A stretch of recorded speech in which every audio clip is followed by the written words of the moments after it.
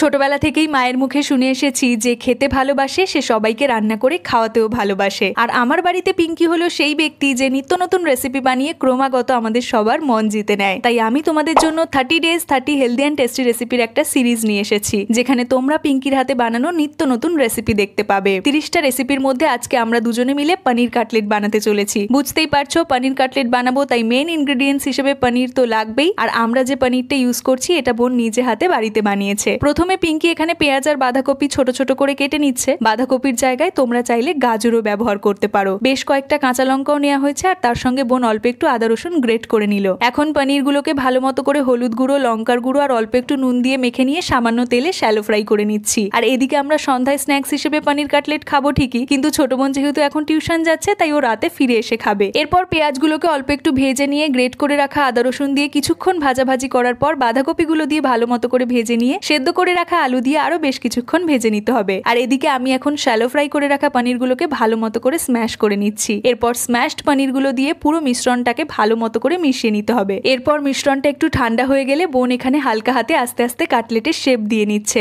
আমরা যেহেতু রেসিপিটাকে healthy and tasty বানাতে চাইছি তাই ডুবো তেলে ফ্রাই করছি না। তোমরা চাইলে ব্রেড ক্রামসের লেয়ার দিয়ে ডুবো তেলে ভেজে নিতে পারো, তাহলে ক্রাঞ্চি খেতে হবে। কিন্তু আমরা এখানে একদমই অল্প তেলে কাটলেটগুলোকে শ্যালো ফ্রাই করে নিচ্ছি। আর বিশ্বাস করো বাড়িতে থাকা উপকরণ দিয়ে এত সহজে বানানো এই পনির কাটলেটের স্বাদ এক কথায় দুর্দান্ত হয়েছে। আমাদের 30 days 30 হেলদি অ্যান্ড টেস্টি রেসিপির মধ্যে থেকে আজকের রেসিপিটা তোমাদের কেমন লাগলো কমেন্ট করে অবশ্যই জানিও। বাই।